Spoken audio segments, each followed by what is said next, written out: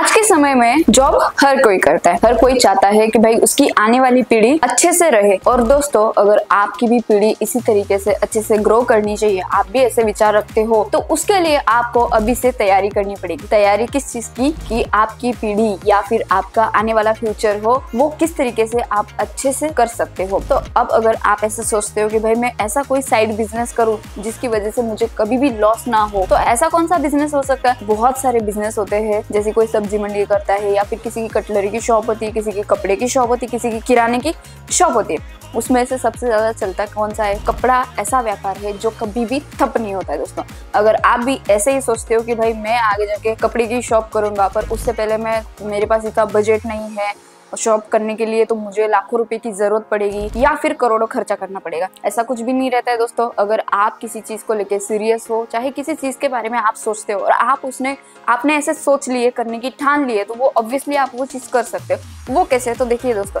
अगर आप कम लागत से आज अपने पास, या फिर आपके पास बजट काफी ज्यादा कम है, तो आप छोटी सी इन्वेस्टमेंट से भी अपना बिजनेस स्टार्ट कर सकते हो। क्या पता आज आपकी इन्वेस्टमेंट छोटी है और वही आपकी इनकम कल को लाखों की हो जाएगी। तो ऐसा कौन सा बिजनेस है दोस्तों? तो कपड़े का ऐसा बिजनेस है जिसे ना किसी शॉप की जरूरत है, ना इसे किसी मार्केटिंग की जरूरत है। आप ये बिजनेस घर से बैठे बैठे भी कर सकते हो। दोस्तों, इसमें आपको किसी भी तरीके का फालतू खर्चा करने की जरूरत नहीं है। अगर आप अपना कपड़े का बिजनेस करना चाहते हो, तो ये वीडियो आपके लिए रहने वाला है। तो इसमें आप 20 से 25 हज़ार से घर बैठे बैठे अपना बिजनेस स्टार्ट कर सकते हो। अब वो कैसे? अब कुछ लोग ये कहेंगे कि भाई हमें बिजनेस तो स्टार्ट करना है, पर हमें यही नहीं पता कि हम कपड़ा कहाँ से लें। अब कुछ लोग ऐसे बोलेंगे कि भाई हम कपड़ा तो ले लेंगे, पर हमारे पास शॉप नहीं, तो हम बिजनेस कैसे करेंगे? अब कुछ लोग बोलेंगे कि हमारा नया शॉप है, हमें इसके बारे में कभी नॉलेज ही नहीं है, या फिर हमें कपड़े का नॉलेज नहीं है, तो हम बिजनेस कैसे कर पाएंगे? ऐसे तो हमारा बिजनेस लॉस हो जाएगा। पर दोस्तों, आप अगर किसी मैन्युफैक्चर के साथ जुड़ते हो, तो आपको वहां से टोटली गाइडेंस दिया जाता है कि आपको बिजनेस कैसा करना चाहिए, आपके एरिया अकॉर्डिंग आपको किस तरीके का कपड़ा रखना चाहिए, सीजन वाइज कपड़ा आपको कैसे बेचना है, ये आपको सिखाता है एक मैन्युफैक्चर। तो दोस्तों, अगर आपको अपना बिजनेस स्टार्ट करना है, तो आपको जुड़ना पड़ेगा राजमणि टेक्सटाइल हब के साथ, जहाँ पे आपको वुमेन्स वेयर का सारा कलेक्शन एक छत के नीचे मिल जाता है। जैसे फॉर एग्जाम्पल की हम बात करते हैं sari, suit, lehenga, gown, crop top, यहाँ तक कि आपको यहाँ पे लेगिंग्स, कुर्ती का भी कलेक्शन एक छत के नीचे मिल जाता है। दोस्तों, अब बात करते हैं बजट की। तो बजट मतलब कैसे कि आज के समय में एक ऐसा फैशन बन चुका है, भाई दूसरे को दिखाने के लिए मुझे आईफोन तो लेना ही पड़ेगा।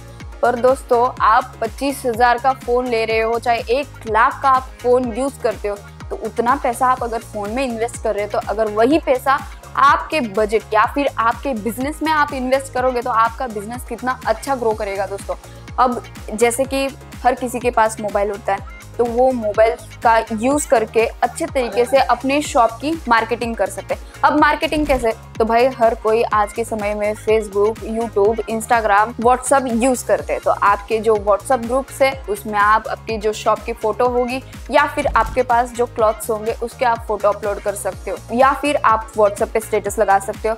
फेसबुक के ऊपर काफी ज्यादा ग्रुप्स होते हैं, उसके अंदर आप जो आपकी शॉप का कार्ड होगा, या फिर आपकी शॉप का कार्ड होगा, या फिर आपने जो चीजें परचेस की है उसके फोटोज, वीडियोस, छोटी सी रील बना के आप अपलोड कर सकते हो। दोस्तों, इसी तरीके से आपके शॉप की अच्छे से मार्केटिंग होगी। इसमें आपको 1 रुपए का भी पैसा खर्च करने की जरूरत नहीं पड़ेगी। आपकी मार्केटिंग अच्छी सी होगी, आपकी सेल्स भी अच्छे से हो जाएगी। दोस्तों, तो अब हम बात करते हैं। दोस्तों, अब कई लोग ऐसी गलती कर बैठते हैं कि बड़ी सी कोई सिटी होगी, उसके अंदर कोई होलसेलर रहता है, तो लोग ऐसे सोचते हैं भाई इस होलसेलर से बढ़िया हमें कोई सस्ता दे ही नहीं सकता।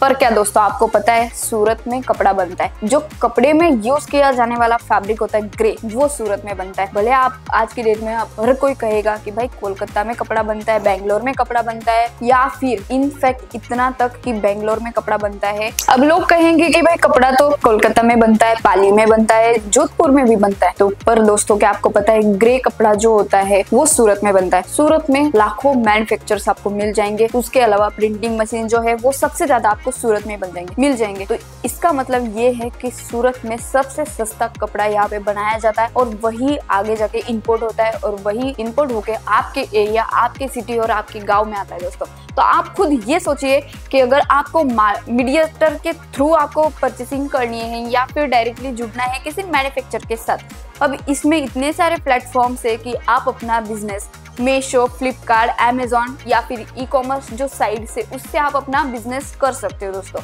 तो दोस्तों अगर आपको परचेसिंग करनी है, हर एक चीज़ की आपको रेंज जाननी है, अगर आपका कोई नया शॉप है तो उसमें आपको कितना % मार्जिन रखना चाहिए, कोई भी अगर नया शॉप आपका होता है तो उसमें आप कम से कम 20 से 30% का ही मार्जिन रखिए। जैसे जैसे आपके कस्टमर आपके पास कन्वर्ट होते जाएंगे, रेगुलर बनते जाएंगे, देन उसके बाद आपका जो मार्जिन है वो आप बढ़ा सकते हो दोस्तों। इससे क्या होता है, कस्टमर आपके पास आएगा, उसको पता चलेगा भाई कि आप क्वालिटी दे रहे हो, रेंज सस्ता दे रहे हो, तो इसी की वजह से आपके पास कस्टमर कंटिन्यूसली बनते। तो दोस्तों अगर आपको अपना बिजनेस स्टार्ट करना है या फिर आपको परचेसिंग करनी है तो दिए हुए नंबर पे आप जरूर से कांटेक्ट कर सकते हो, जहां से जुड़ सकते हो डायरेक्टली मैन्युफैक्चर के साथ। और आज के समय में हमारे साथ जुड़े हुए हैं हजारों कस्टमर, इसी के साथ साथ आप भी जुड़ सकते हो दोस्तों।